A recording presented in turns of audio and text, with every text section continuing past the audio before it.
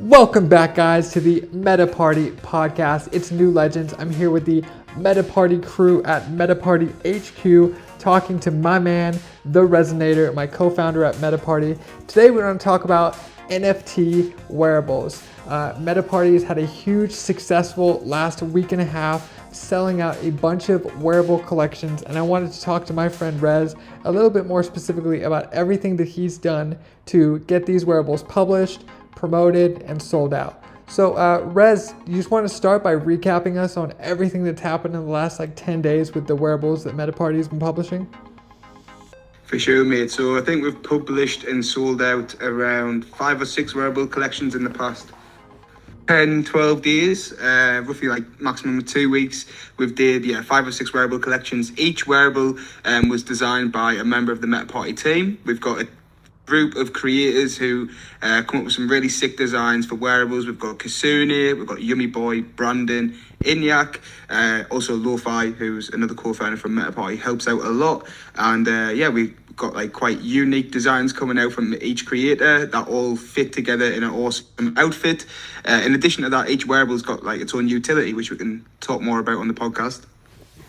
Definitely. So just to recap, guys, I'm showing my avatar on screen on the podcast right now, guys. We have this hoodie, which was designed by Brandon, which feels like he did this months ago, but it was actually just a couple weeks ago, whatever. But since then, we put out 5 or 6 collections, guys. You can see the crown, you can see the wings, you can see the shoes, which are my personal favorites that we've just put out yesterday. Guys, look at these shoes. I know they're cool. They're sold out, guys. If you want them, you're going to have to go onto the secondary market. I'm just loving these shoes so much. And then, of course, we've got I think I covered it off. And then the new pants, which are out today by Kitsune. He's kind of following, I think, the style that sort of Brandon and Yummy sort of kind of came up with independently. It's all sort of meshing together. Rez, just before we get into the specifics, do you have a personal favorite of this last few that we've released? Oh, Jesus. That's a really hard question, mate. Really hard. A favorite out of all the wearables we've released? God. Really like the wings. I've always wanted wings with MetaParty. The wings are really sick. I like how they're kind of like robot wings almost.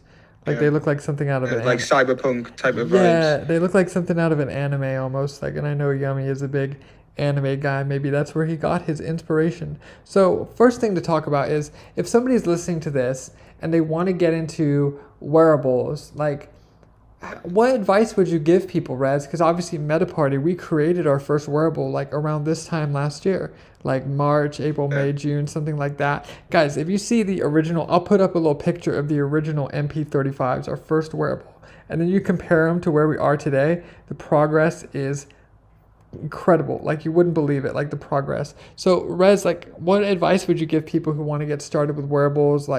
How do you build a team? How do you do designs? I know that's a big question, but if you could just give us a little bit of your thoughts on that.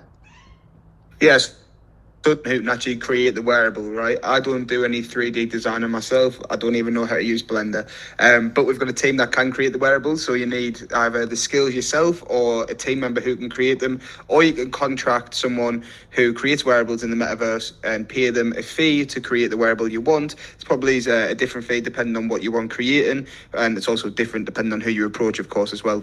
You need that 3D design, and then you also need to do a bit of market research, in my opinion. There's no point releasing a stupid wearable that's for example, let's say, that's the most boring thing I can think of, just a plain white t-shirt, right? You can't just release a plain white t-shirt. Even if it's a plain t-shirt with your brand on it, it's probably not gonna do well in sales. You also need to look at what's been selling for what price, at what rarity as well. So in Decentraland wearables, there's multiple different stages of rarities. There's mythic, there's unique. So unique is 1 of 1, mythic is 1 of 10, legendary is 1 of 1,000, epic is 1 of 1,000, and then I think it's uncommon and common, which is 10,000. So you can look at what prices have been selling well in the market on other wearables listed in the rarity you're looking at. So say, for example, you want to release a collection that's 1 of 100, you should look at the market at what wearables have been selling for example, 3 mana, 4 mana, 5 mana, how well they've been selling, what type of design it is, does it have utility attached to it,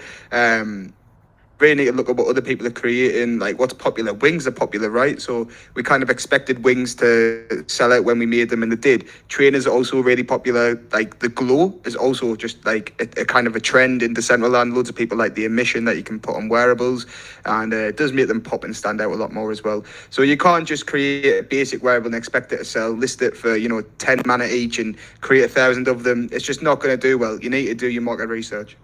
Definitely. So I think that was really, really good advice for people. And then some of the more basics. So basically, if you want to publish a wearable, you have to pay 100 mana, right? And then you pretty much have to consider that your upfront costs, right? And then any proceeds that you make from the wearables. And I think one interesting thing is like what MetaParty does is we basically produce these, in my opinion, the coolest wearables you could possibly want or buy, and they are really cheap.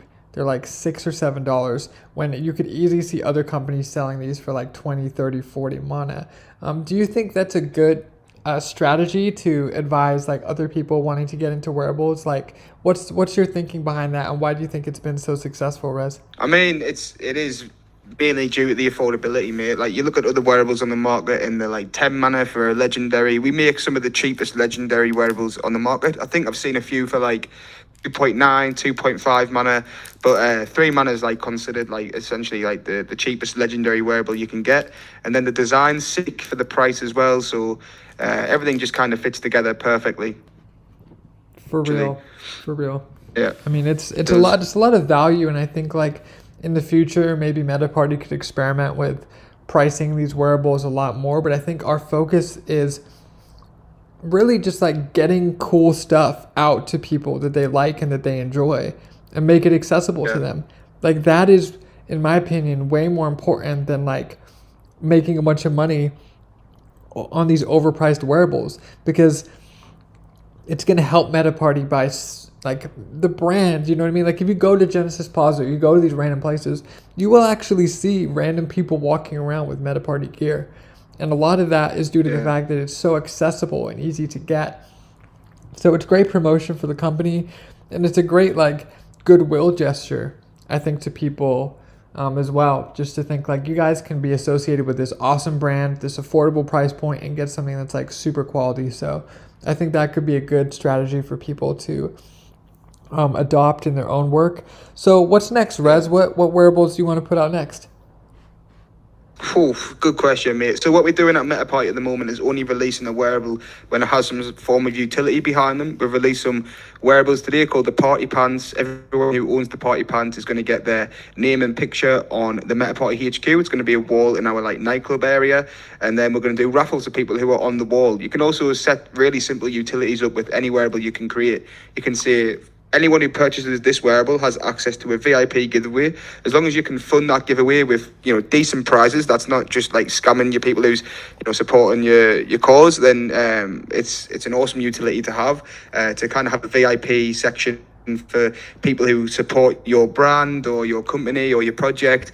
You can also have more utility and more awesome things that you can add to wearables, like having a VIP section in the HQ that only people with a wearable can access. You can also give like pre-sale spots to people who own wearables, and that's just the things that we've already created and released. There's a lot more to come. We've did like NFT attendance tokens that are accessible to loyalty wearable owners. So you need to be unique with your utility as well. The more unique your utility is, the better your wearable is going to be. If you have a wearable that gives you, I always use this example in like private calls, but see a wearable gives you, a discount to Walmart for food, for example, right? That would be sick. It's an NFT at the end of the day. It's still that NFT, which means that it still has a utility of any NFT.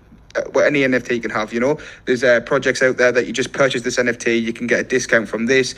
We can attach the same things to a wearable. It's just a bit more work, it's a few more steps, but there's loads of possibilities coming, and there's loads of possibilities that you guys who are listening can attach to your own wearables. Yeah, for real. No, I would suggest like everybody do that, try to add some kind of perks. And then obviously, as this is a 15-minute podcast, we're already kind of pushing up against our limit right here. Last thing I want to talk about, I think the rollout for the wearables is really strong with our team too. Like obviously we've got myself on the social media side, like doing tweets and like taking the video assets. For example, like Yummy has been creating these really, really cool video, guys. I'm sure you've seen them, where like the wearable is spinning on a pedestal. It's like glitching out. There's like all these graphics. Little things like that, like a 9-second video, like a hype video, and then maybe intercut it with some nicely like shot, like clean footage of Decentraland. Just, and it doesn't have to be this big long like marketing video, like hard push. It's just like giving people a cool look at things. And then finally, like changing the HQ. I mean, I know not everybody listening is going to have the luxury of being able to center an HQ around a wearable drop, but I think hosting events during a drop, like nobody does that except for MetaParty, as far as I know. They might host like a launch event, but they won't host like, you know, an event just like right at the moment that they drop. Or maybe they will. Maybe that was a step too far. But I think having like a call while the drop is going on is like a really good way to get people excited about it, and then have our staff walking around in the wearables as well to like show it off to everybody and sort of create a little bit of that FOMO if possible. Any thoughts on that aspect of it, Rez? You're right, mate. It does really help to have an event when you're launching a wearable. Obviously, as you said, it's not a luxury that everyone can access, but if you do have access to it, if you've got some friends that own land, if you've been attending, you know, a certain event for a while, if you're part of the MetaParty community, reach out to these landowners or land operators and say, hey, I've got a wearable coming out. If I give you guys just one of these wearables, would I be able to do a launch event at your HQ? You know, I would be down to say yes. You're providing something for our community. You know, you're giving something for a giveaway, and you're also like providing content as well, right? We can kind of center an event around your wearable. I think other people who have operator rights to land and maybe only do one event a week or one event every 2 weeks should be doing this for their own communities as well, you know, reaching out to people and saying, if you want to have an event where you're promoting your own wearable on my HQ, you guys are more than welcome to, because you come through and support the community all the time. Yeah, definitely. Sick. Yeah, so guys, I think that was an awesome little mini podcast just to go over. Guys, you're getting a lesson from someone who's, you know, along with the team, really like blazing a trail right now and doing something completely different in the metaverse space in terms of creating NFTs. Reds, thanks for coming on today. Everybody, appreciate it. We'll catch you next time on the podcast. Of course, my cat is making noise in the background as I try to record this. That's just part of the fun. Classic. Classic Luna. Reds, appreciate you, man. Guys, we'll catch you next time.